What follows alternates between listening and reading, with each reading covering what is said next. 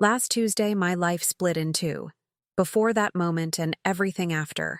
What happened that day exposed more than heartbreak. It revealed the truth about the people I thought I could trust the most. If you've ever felt abandoned when you needed someone the most, you'll understand why I had to make a choice no daughter ever wants to make. This isn't just about loss. It's about betrayal, boundaries, and one voice that refused to stay quiet. And if you think family always shows up, wait until you hear what mine did. I'm Emily Turner, 35 years old, and nothing could have prepared me for the way last Monday unfolded. My husband, Jake, died in our kitchen while scrambling eggs and humming one of those silly songs he used to make up just for our kids. One moment, I was drying dishes. The next, I was screaming his name as he collapsed to the floor. The silence that followed? It was louder than any sound I've ever heard in my life. My hands shook as I dialed 911, the dish towel still clutched like some ridiculous lifeline.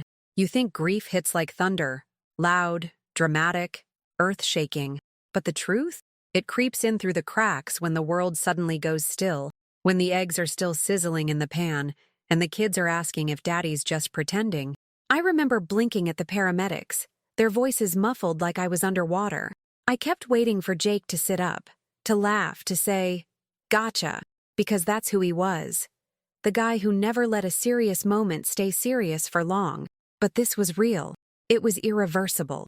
The man who carried our babies on his shoulders, who fixed every broken drawer in the house and every broken day in my heart, was just gone. No goodbye, no warning, just absence. It was a kind of pain I didn't even know existed. You don't cry right away. Your body forgets how. Later that night, I found myself sitting on the cold tile floor, the kitchen still smelling like Jake's cologne and buttered toast. My mom always said life can turn in an instant, but I never thought I'd live that kind of instant. Not like this.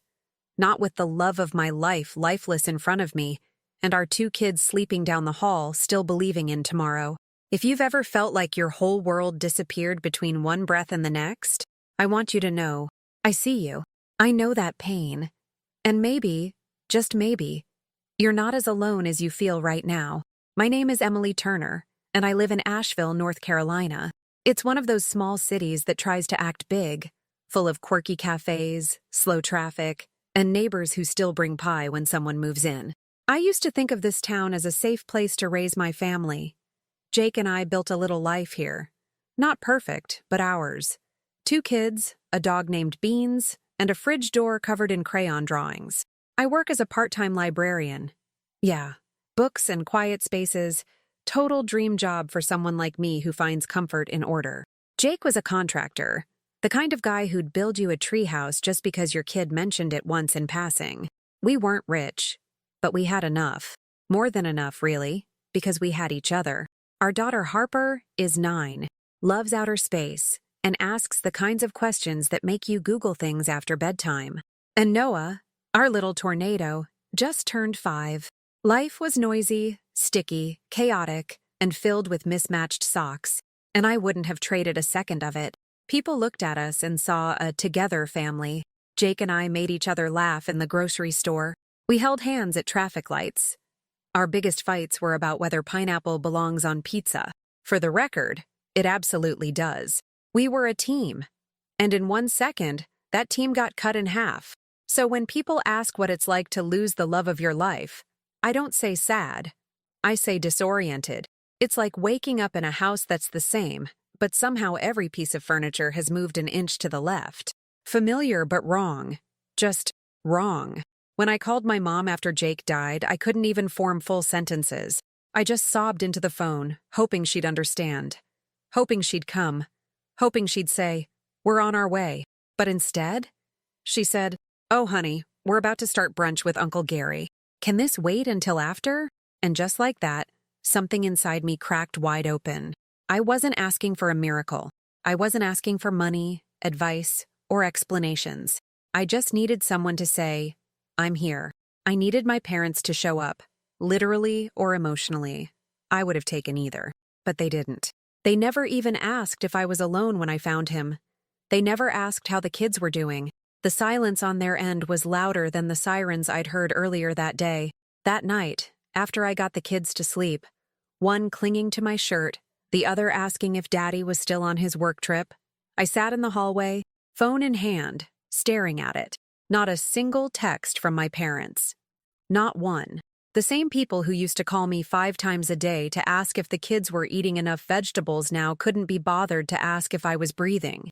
You expect grief to break your heart, but you don't expect it to shine a spotlight on every relationship you thought was solid. That night, I realized something no one warns you about. Sometimes, the people you need most won't be there, and sometimes, they'll make it worse. So, if you've ever had your heart broken twice, once by loss, and again by those who were supposed to catch you when you fell, leave a comment. I'd really like to know where you're watching from. And if you're still standing, even if it's shaky, hit that subscribe button. You're part of something now. You're not alone. That first night, after Jake was gone, the house felt like a stranger. Every corner whispered his name. The blanket folded the way he always did it. His coffee mug still on the counter. His boots by the door, like he might walk back in any second. But he didn't. And I sat on the edge of our bed, staring into the dark, feeling more alone than I ever have in my life. I wanted to fall apart, but I couldn't. Not with Harper sleeping down the hall, and Noah curled up beside me like a baby bird needing warmth. Grief doesn't let you collapse. It demands you function. Make toast, pack lunches, pretend. So I did what moms do. I kept moving, quietly breaking down in places the kids couldn't see. What hurt most was knowing they were grieving too. Harper kept asking when Daddy would FaceTime her again. Noah cried when I didn't cut his sandwich the way Jake used to. We were grieving the same person, but doing it in completely different languages, and I didn't know how to translate. No one tells you how heavy silence can feel when you've lost your person. It's not just about missing their voice. It's missing the way they filled the spaces in your day, the way you could sigh and they'd understand. The way they'd pull you into a hug before you even realized you needed one. And without that, you feel like you're floating, untethered, a balloon with the string cut, just drifting through each day, pretending you're okay because someone has to hold the pieces together. Even when you're made of pieces too. If this story moved you or helped you feel seen, consider leaving a super thanks. It's a simple way to support the channel and help us keep sharing powerful stories like this one. Just scroll down below the video, click the Super Thanks button, the little heart with the $sign, and choose any amount you feel comfortable with. Every bit makes a difference and helps us continue creating honest, emotional content that connects. 2 days after the funeral, my phone rang. I answered, hoping, maybe even believing. It was my mom calling to say sorry, to say she should have come. Instead, it was my sister, Caitlin, and she didn't call to check on me. She called to ask if I'd looked into Jake's life insurance yet. I thought I misheard.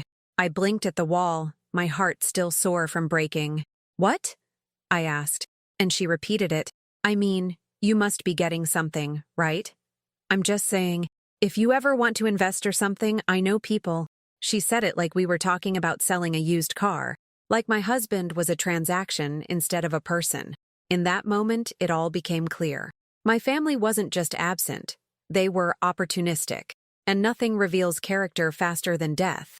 Some people show up with casseroles, others show up with calculators. I never thought my own blood would fall into the second group. I didn't answer her. I hung up.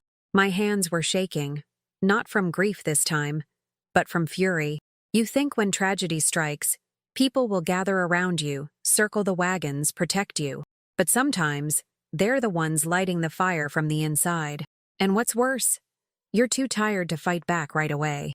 Because while they're counting, you're crumbling, trying to figure out how to tell your son he'll never be tickled by Daddy again, while someone else is asking you about policy numbers.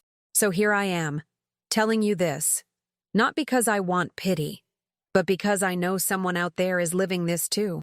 Maybe not exactly. Maybe your story's different, but if you've ever been left holding grief in one hand and betrayal in the other, I want you to know I see you. You're not broken. You're not being dramatic. You're just heartbroken in a world that doesn't always know how to hold space for that. Especially when the people closest to you pretend everything's fine or treat your pain like paperwork. And if no one's told you this yet, you deserve better. You deserve people who show up in the hard moments, not just for photos or milestones, but in the messy, gut-wrenching in-betweens, the nights when you can't breathe, and the mornings when you don't want to get out of bed. If you've made it this far in my story, maybe you've carried something similar. Maybe you're still carrying it.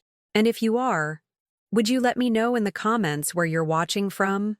Sometimes just knowing someone else exists out there with the same kind of scar can make the weight a little lighter. And hey, if you want to hear more stories like this, stories that don't shy away from the hard stuff, hit that subscribe button. This space is for the ones who've loved hard, lost harder, and are still trying to find a way to live honestly in the aftermath. I met Jake at a community college night class I almost didn't go to. I'd just gotten out of a messy breakup, and the idea of being around strangers in a fluorescent-lit room learning about business communication felt like punishment. But I went anyway.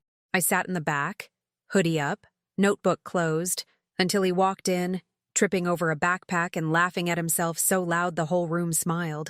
He sat 2 rows ahead of me, always asking questions that made the instructor pause and rethink her slides. He had this way of speaking that was confident, but never arrogant, like he wasn't trying to prove anything.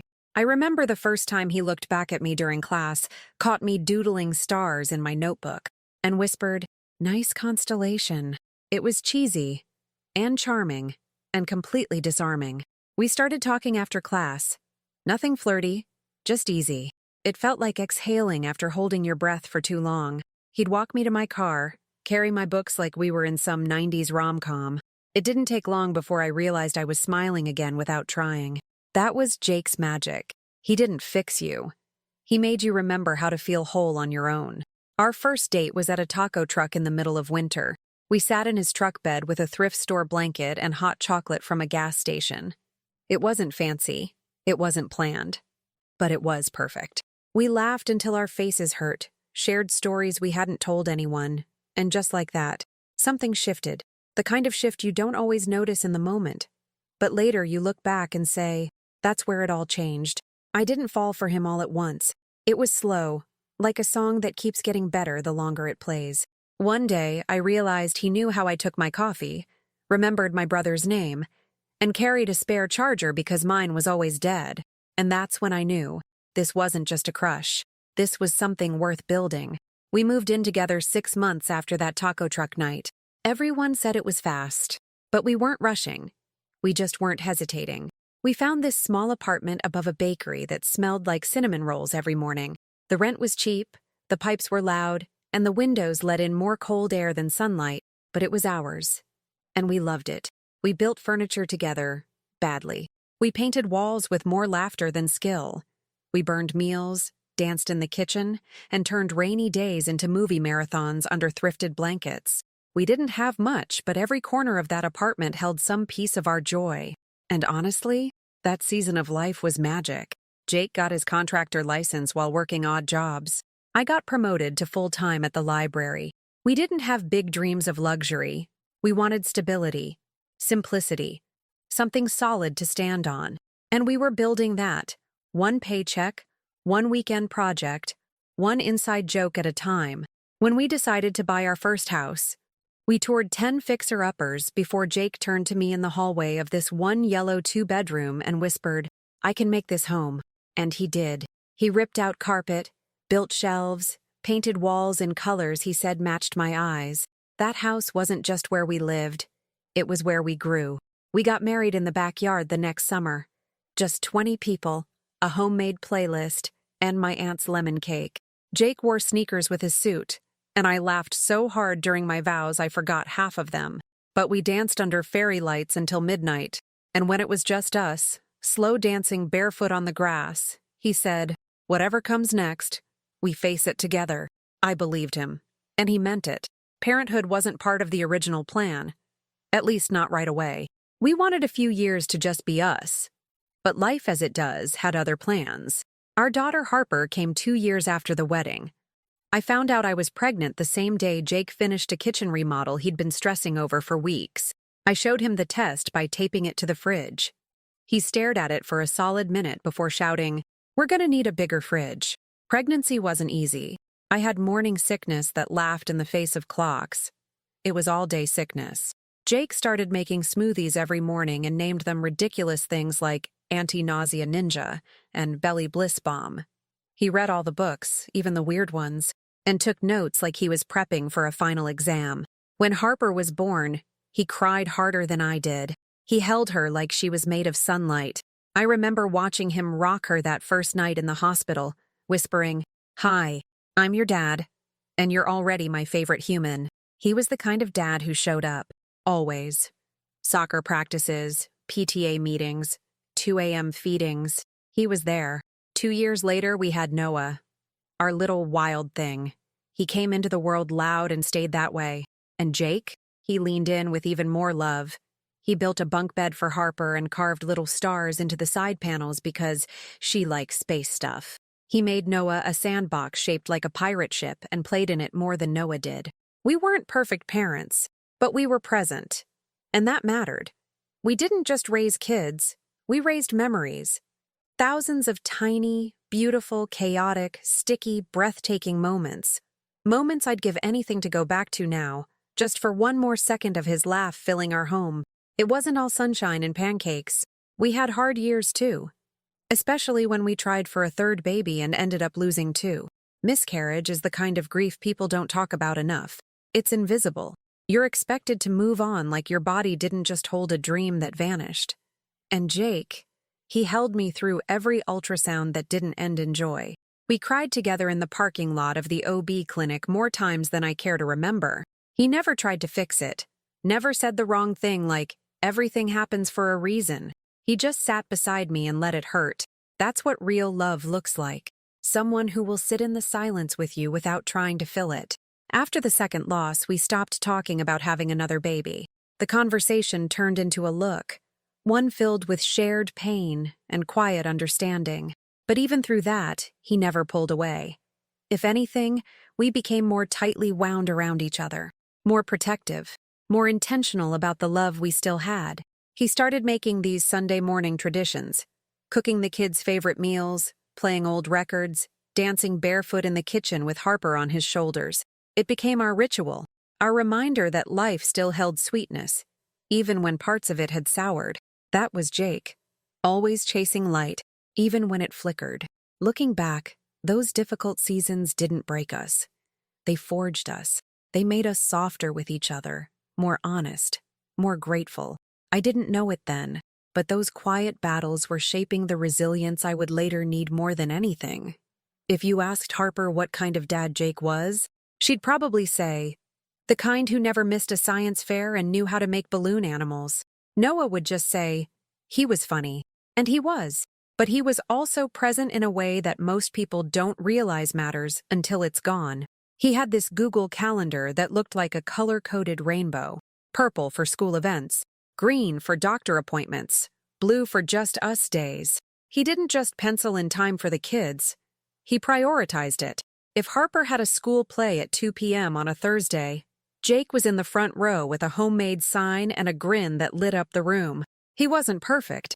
Far from it. He burned grilled cheese like it was his job and forgot to switch the laundry. But the important stuff? He nailed that. He talked to Harper about kindness like it was a superpower. He taught Noah how to shake hands and say thank you, like a little gentleman. They soaked him in like sunlight. He once spent an entire Saturday learning how to braid hair from YouTube just so he could surprise Harper with a princess crown braid for her birthday. She cried when she saw herself in the mirror. So did I. He didn't just show up. He went the extra mile, always. Even when he was tired. Even when no one was watching. What I miss most isn't the big moments. It's the little ones. The bedtime jokes. The early morning coffee rituals. The way he'd kiss my forehead before heading out to work like it was the most natural thing in the world. That kind of love leaves echoes. They don't fade. They just hurt quieter over time. Jake had chest pain sometimes. We both brushed it off. He'd say it was from lifting too much lumber at work or that he'd slept wrong. He was strong, solid, the kind of guy who opened pickle jars with one hand. It never even crossed my mind that something could be wrong with his heart. And, honestly, that's the part that haunts me most. We went to his yearly checkups, and the doctor said his blood pressure was a little high, but not alarming. Standard stuff. Eat better, move more, watch your salt. Jake would nod, promise to do better, and then swing by the bakery for his favorite muffins on the way home. We laughed about it. Laughed. Like it was nothing. There were warning signs, shortness of breath, the occasional dizzy spell, but we chalked it up to stress. Running a business, raising 2 kids, fixing the deck, helping with homework. It was a full life. We thought that's just how tired people feel. We didn't know tired could be a symptom of dying. I beat myself up a lot for that. For not pushing harder, not insisting on more tests. But grief loves guilt. They're dance partners. And I've learned that I can't change the past by replaying it like a broken record. Jake never wanted fear to run our lives. And maybe that's why we didn't look deeper. Still, if I could go back, I would have made him sit down. I would have dragged him to every specialist in town. I would have traded every lazy Sunday for one more Monday. But hindsight is cruel that way. It shows you everything you missed, just after it's too late to fix it. It started like any normal Thursday. The sun peeked through the blinds, Harper was arguing with Noah over the last banana, and Jake was making pancakes shaped like cats. Harper's new obsession. He flipped one with a flourish, grinning at me like we were in some goofy cooking show. I kissed his cheek on my way to pour coffee. It was one of those ordinary mornings that would later feel like a goodbye in disguise. He said he was going to be home early, promised to help Harper rehearse her lines for the school play. "Don't forget to grab juice boxes," he called, grabbing his travel mug. "And none of that off-brand stuff? The kids deserve name-brand sugar bombs." I rolled my eyes and laughed. It was such a stupid, normal moment, and it was the last thing he ever said to me. At 10:13 a.m., my phone rang. I was shelving books at the library, humming to myself. I didn't recognize the number, but something, maybe instinct, made my stomach drop before I even answered. The voice on the other end was shaking. It was Jake, site manager. "Emily, it's Jake." He collapsed. "We called 911. They're taking him to St. Vincent's." I remember my fingers going numb. I dropped the phone. I don't even remember driving. Just the sound of my heart in my ears, louder than traffic. I kept whispering, "Please, please, please," to no one. Like a chant, like a spell. I bargained with the universe. Take anything. Just not him. But I was too late. When I got to the ER, a nurse with soft eyes and sad hands led me to a small room with pale walls. "We're so sorry," she said. But her words were just static. Everything blurred. My knees gave out. I couldn't speak, couldn't breathe. Couldn't understand how a man who made cat pancakes 2 hours ago was gone. They let me see him. I thought I shouldn't. That maybe the last image I should keep of Jake was with flour on his shirt and love in his eyes. But I needed to know, needed to touch him one more time. They had covered him with a white sheet. His face looked peaceful, too peaceful, like he was just resting after a long day, not after dying in front of strangers. I touched his face. His skin was still warm, and that broke me in a new way, because warmth felt like hope, but it wasn't.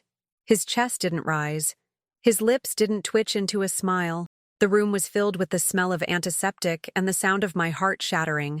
I told him everything I didn't get to say, that I loved him, that the kids adored him, that the pancakes were perfect. I told him I didn't know how to do this without him. Not the big stuff like taxes or house repairs, but the small stuff. Laughing at dumb movies, watching the kids grow, just being together. I sobbed so hard the nurse had to help me out of the room. Grief doesn't wait for you to catch your breath. It drags you under like a wave. 1 minute, I was holding Jake's hand. The next, I was signing forms I couldn't read, nodding at questions I didn't understand. Burial? Cremation? Autopsy? I wanted to scream. I wanted to vanish.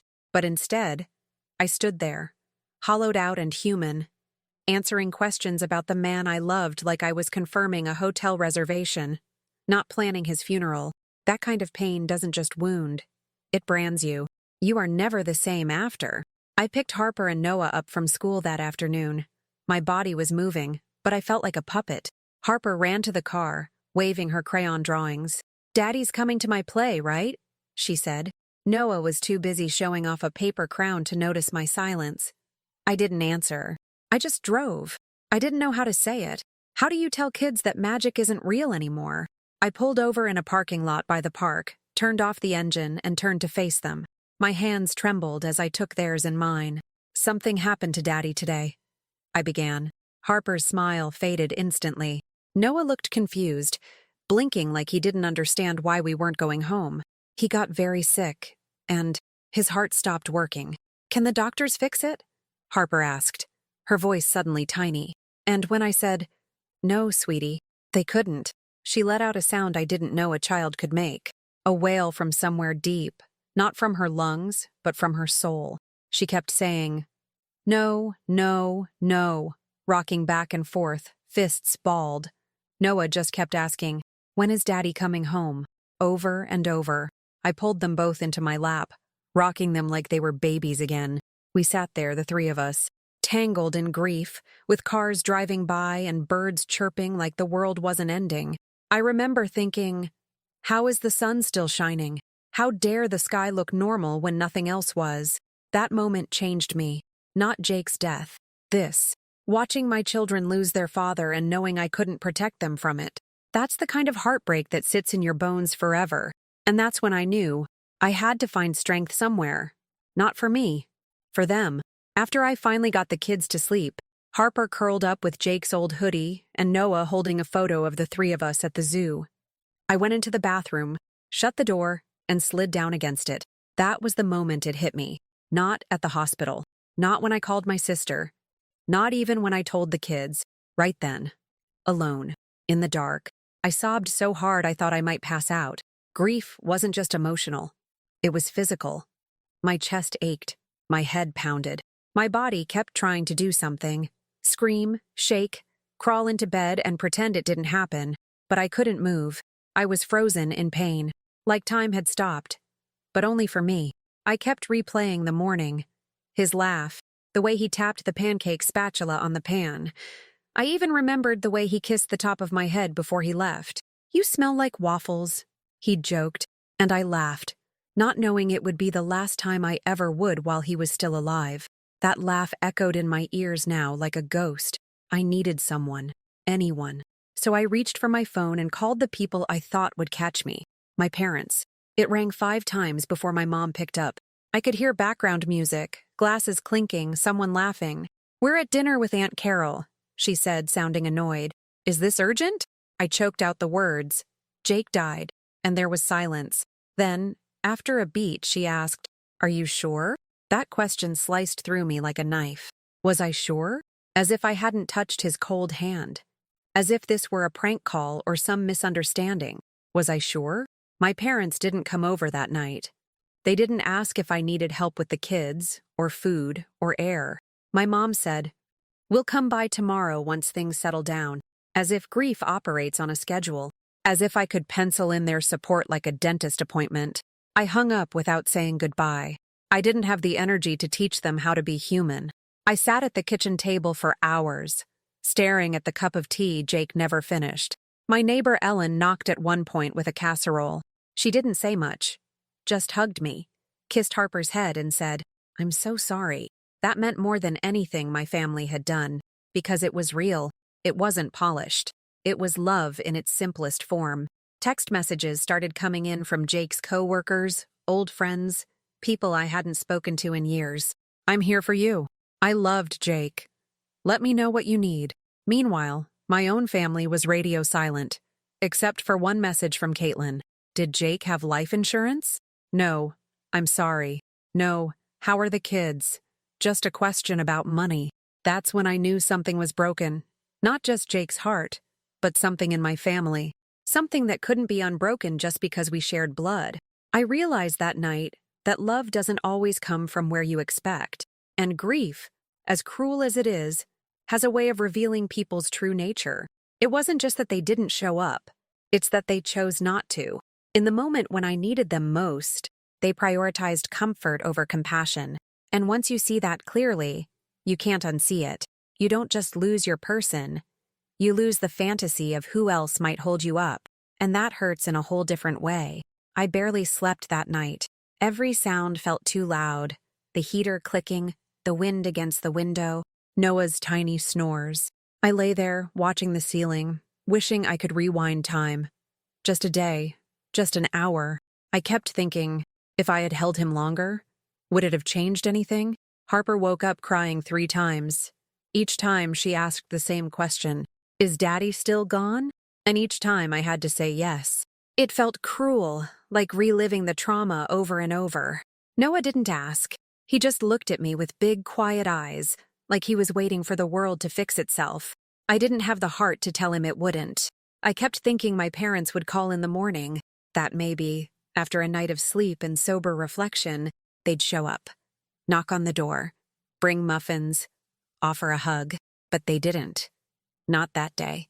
Not the next. My phone stayed silent from their side. The people who were supposed to be my foundation felt like strangers. The funeral home called. There were forms to fill out, choices to make. Burial or cremation. What kind of flowers? What kind of suit? I sat at the table trying to remember if Jake had a favorite tie. I couldn't even think straight, let alone make final decisions for the love of my life. And through it all, I kept coming back to one thought. I can't do this, but I did, somehow. Not because I was strong, but because I had to be. For Harper, for Noah. Because even when you feel like the world's ended, little feet still need breakfast. And stories. And love. 3 days after Jake's funeral, my dad finally called. I answered, thinking maybe, just maybe, this was the moment he'd say the words I needed. "I'm sorry. We're here for you. How can we help?" But instead, the first thing out of his mouth was, "Have you contacted the insurance company yet?" Just like that. No warm-up, no compassion.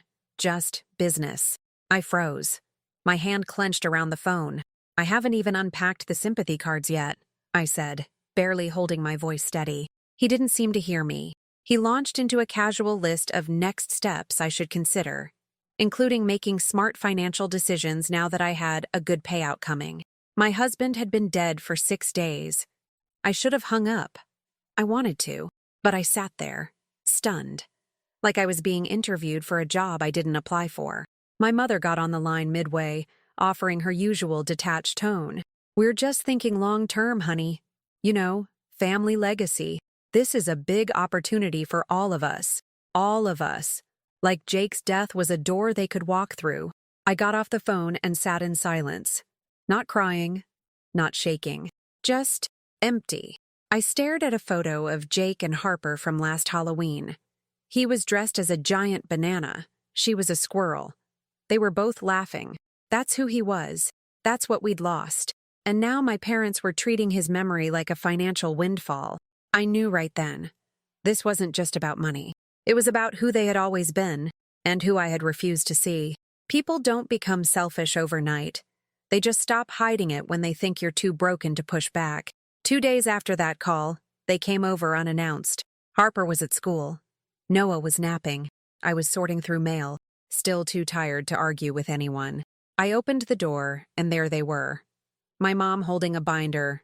My dad in his golf shirt like this was just another Tuesday. "We wanted to talk about your situation," he said. I invited them in, out of habit, more than warmth. My mom sat on the couch and opened the binder. Inside were printed spreadsheets, projected expenses, investment ideas, even a chart of responsible allocation of Jake's life insurance. They had broken it down like a business proposal. It made me physically ill. My dad leaned in like he was offering wisdom. "We were thinking you could set aside about 50% for us. Maybe more if you include your sister. She's been struggling with rent." My sister. The one who didn't even come to the funeral. Who hadn't called, texted, or sent a card. They wanted me to give her money. From Jake's death. When I didn't respond, my mom jumped in. "We know it's a difficult time, but this could really help the family as a whole. You've always been the responsible one. This is just practical." That word again. Practical. As if this was about logic, not love. As if grief had a spreadsheet column. Something in me cracked. I stood up, calmly, quietly. "Get out," I said. My voice didn't shake. My hands didn't move. Just those 2 words. My mom blinked. My dad's jaw clenched. "Don't be dramatic," he said. "You owe us some consideration." I said it again, louder this time. "Get out." They left in a flurry of passive-aggressive muttering. My mom said something about how this isn't how family treats each other. And I wanted to scream, exactly. Because family should show up, not show up with a calculator. I locked the door behind them and stood there for a long time, breathing through a kind of rage I hadn't felt before. It wasn't just anger, it was betrayal layered on top of exhaustion. Grief is already a weight, but betrayal turns it into cement. I felt like I was sinking, and yet, there was something else rising too. Resolve. Jake would have hated this. He would have stood beside me, arms crossed, eyebrows raised, saying, "You've got this, Em." And maybe I did. I called Thomas, Jake's friend and our estate attorney, told him everything. He didn't sound surprised. "Unfortunately, I've seen this before," he said. "Death brings out the best in some people, and the worst in others." He assured me everything in Jake's will was airtight. The life insurance, the trust for the kids. No one could touch it. Still, that night, I didn't sleep. I lay in bed, replaying the conversation, thinking of all the things I wished I'd said, the boundaries I should have set years ago. But here's the thing about grief. It strips away all the social pleasantries. There's no room for pretending anymore. There's only room for truth. And the truth was this. My parents weren't safe people. Not for me, not for my kids. Love isn't just a word. It's a pattern of behavior. And theirs had spoken loud and clear. So I made a decision. From that moment on, our protection, emotional, financial, spiritual, would come from me, not them. And I was done apologizing for it. The next morning, Harper asked me, "Why were Grandma and Grandpa here yesterday?" I hesitated. I didn't want to burden her, but I also didn't want to lie. She deserved the truth, or at least a version of it she could carry. "They came to talk about grown-up things," I said carefully. She looked up at me, eyes too wise for her age, and asked, "About Daddy's money?"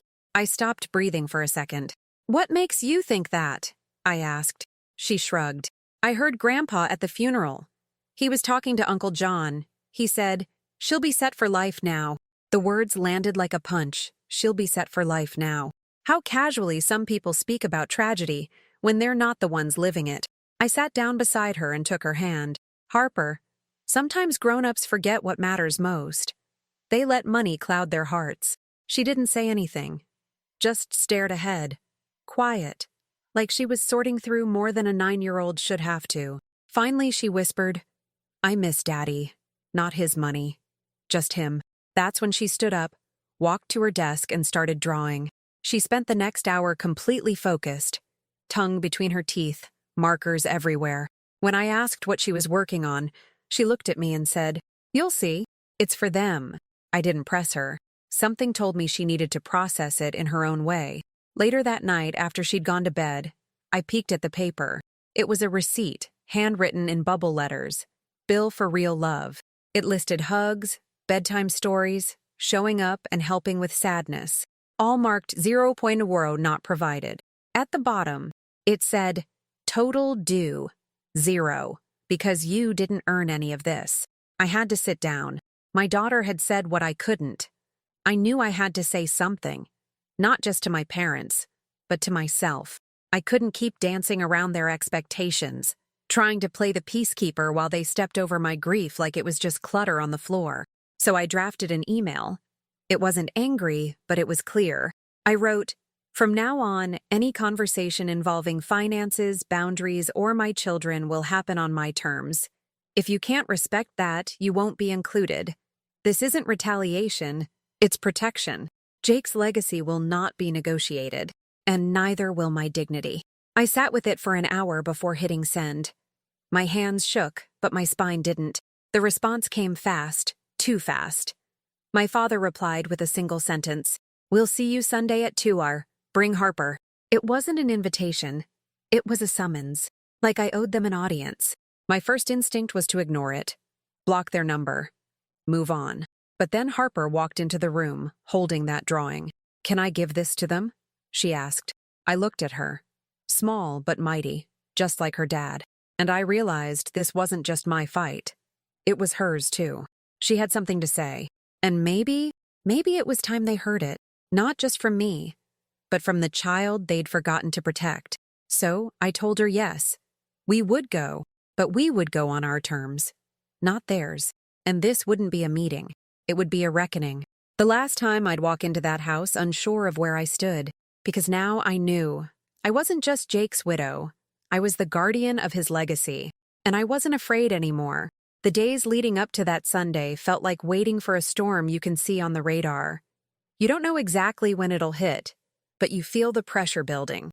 I spent the time organizing documents, reviewing Jake's will, talking to Thomas about our rights.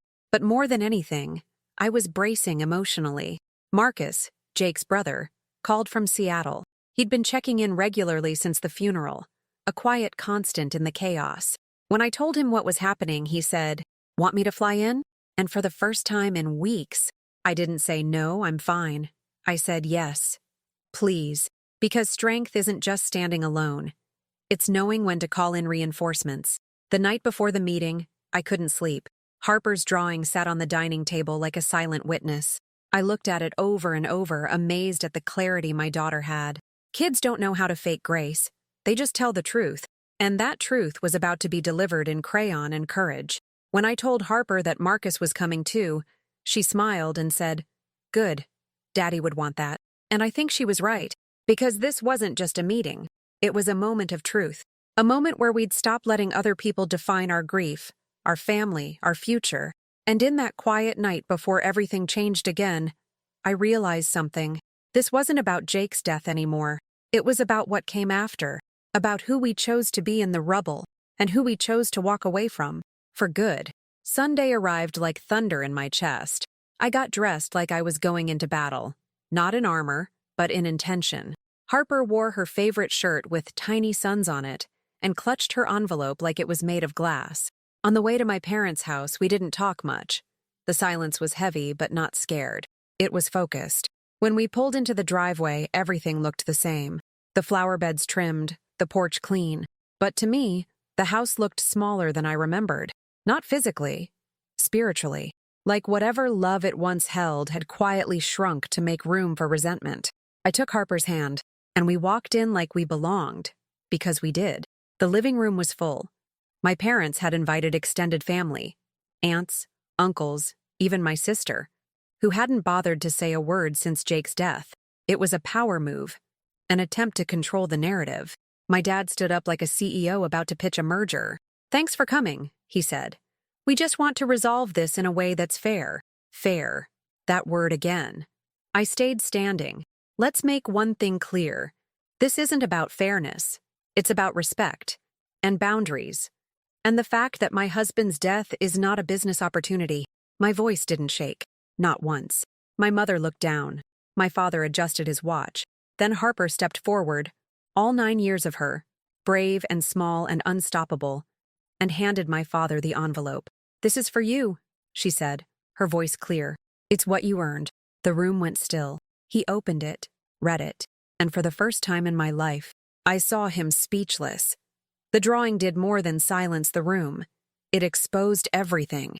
In Harper's wobbly handwriting were listed every act of love they didn't show, every absence, every moment they failed to show up. And at the bottom, that brutal total, 0100. Not earned. It was simple. It was sharp. And it was irrefutable. My father tried to laugh it off. "She's a child. She doesn't understand the complexity of these things." But Harper looked him dead in the eye and said, "I understand what it means when people don't show up when you're sad.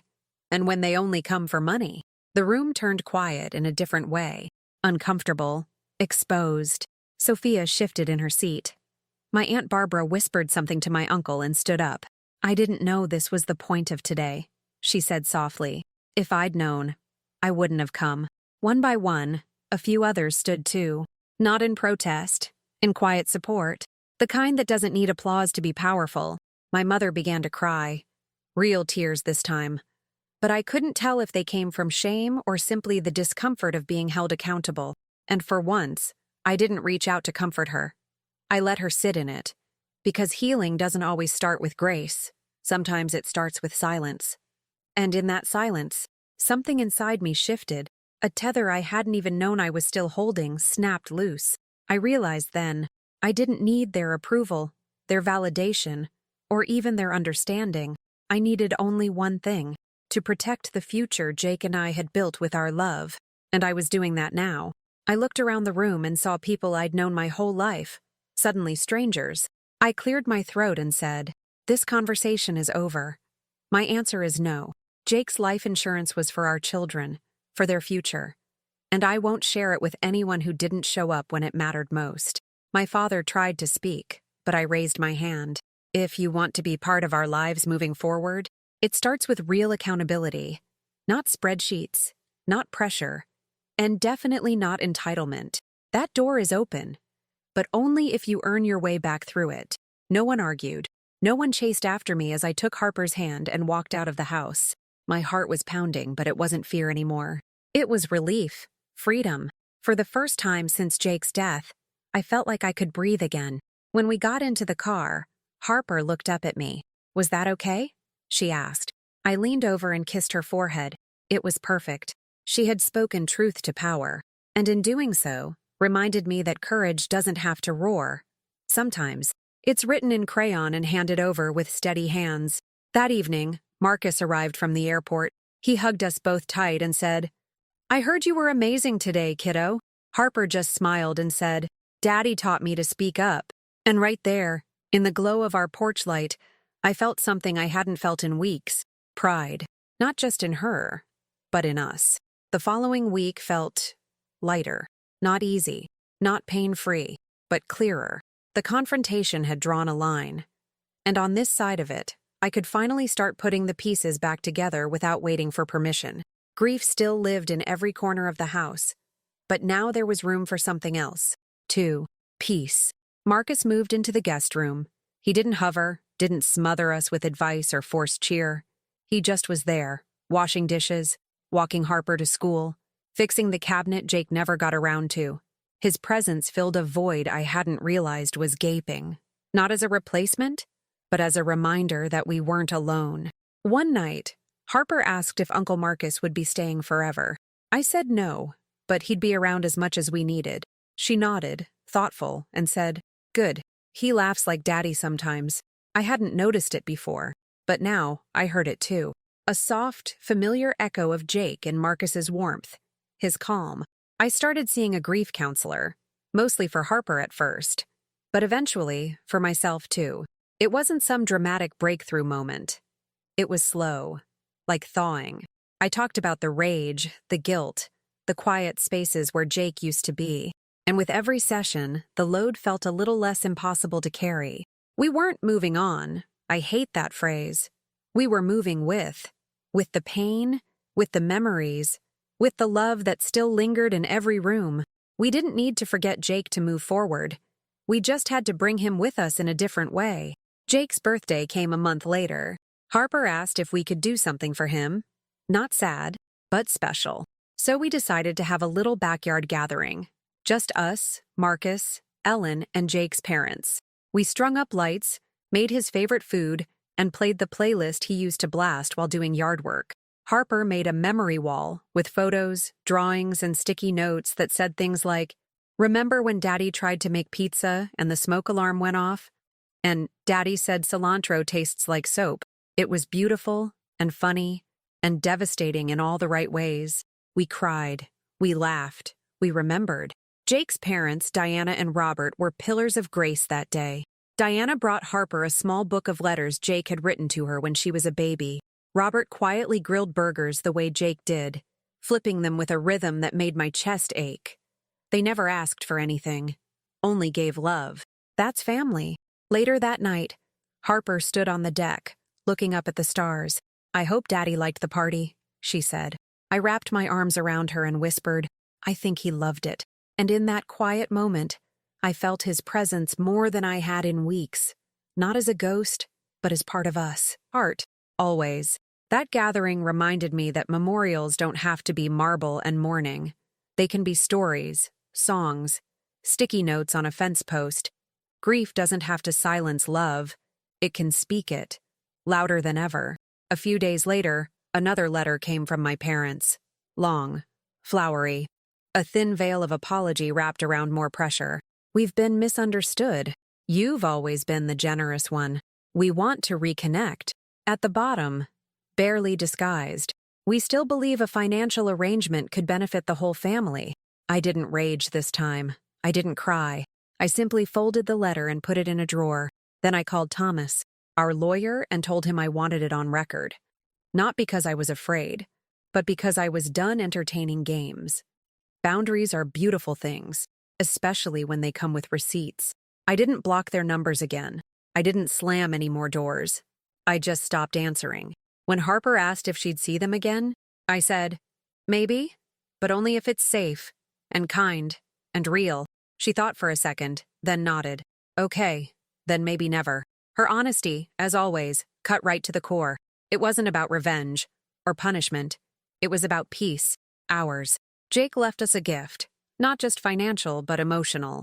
His legacy was love, protection, loyalty. And I wasn't going to let anyone rewrite that with guilt or greed. Saying no to my parents was hard, but saying yes to our healing, that was worth everything. That's when I realized strength isn't loud. It doesn't always arrive like thunder. Sometimes it's a quiet no, a silent refusal, a woman and her daughter choosing peace over obligation. And in that quiet, we were finally free to rebuild on our terms.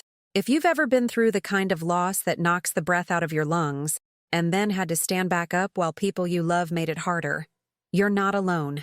I've walked through that fire. I'm still walking. And if you're watching this, maybe you are too. Loss isn't just about the person who's gone. It's about the life you thought you were building with them, the future you imagined, the rhythm you shared. And when that gets ripped away, whether in a hospital room or over a phone call, you're left with silence and questions and people who either show up or show who they really are. But here's what I've learned. Grief doesn't just destroy. It reveals. It clarifies. It burns away the pretending and leaves behind what's real. Real love, real loyalty, real strength. And if that's all you have left after the dust settles, it's more than enough. So if you've ever had to protect your peace in the middle of your pain, if you've ever had to choose your own well-being over someone else's comfort, or if you've had to raise your kids while your heart was still breaking, I hope you'll let me know where you're watching from. This space isn't about perfect people. It's about real ones. People who've been knocked down and gotten back up, even if it wasn't graceful, even if it was messy, even if they had to crawl through the darkest days and rebuild from rubble. I know there are others out there like me, people who've faced betrayal, grief, disappointment, and still chose to love again, to protect their peace, to tell the truth. If that's you, I'd love to hear your story in the comments. You never know who you might help by sharing it. Grief can feel like isolation, like a storm you're weathering alone while the world just keeps spinning. But here, in this community, you don't have to feel invisible. You don't have to carry the weight alone. Whether you've been through something like this or are just learning how to support someone who has, your voice matters. Your presence matters. And if this story spoke to something inside you, even just a little, I hope you'll stick around. Family isn't just who you're born into.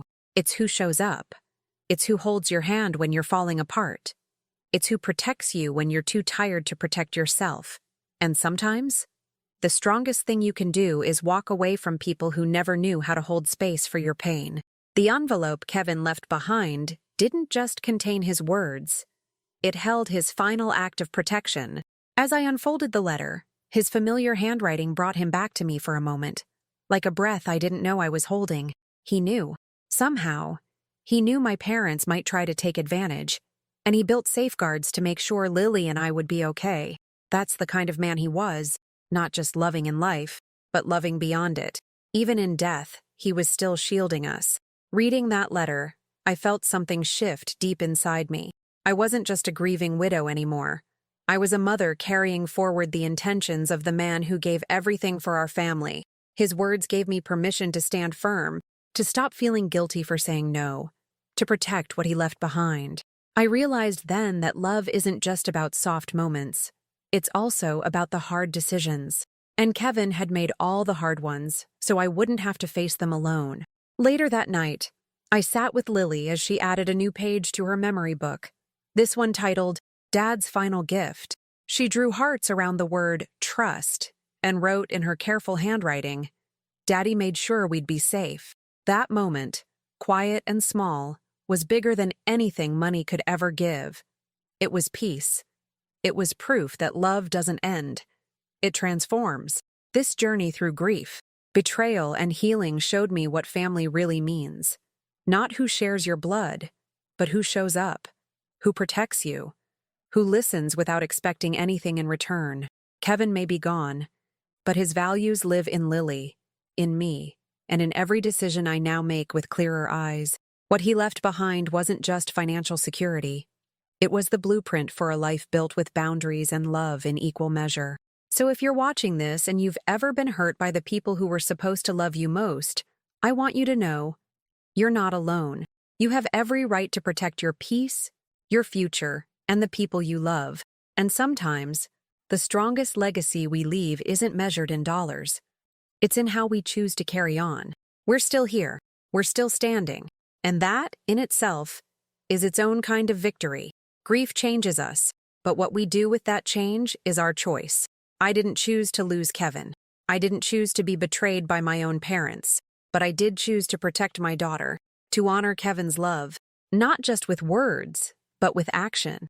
The truth is, not every legacy is made of money or last names. Some are made of love that keeps showing up, of boundaries that protect peace, of children who grow up knowing their worth because someone refused to let others take it from them. This story isn't just mine. It belongs to everyone who's ever said enough, who's walked away from guilt to build something stronger. If that's you, you're brave. Even if your voice shook, even if your heart broke, courage looks like protecting the life you still have. And if no one told you lately, let me be the one to say it. You're allowed to start over. You're allowed to draw a line. You're allowed to walk forward. Even if you're still crying while you do it, that's strength. That's healing. That's what Kevin would want for us all. Thank you for being here, for listening, for holding space for this story. And if it touched something inside you, something raw, something true, don't keep it to yourself. Subscribe, share it, and leave a comment, even if it's just to say, I feel this too. Because you're not alone. Not anymore.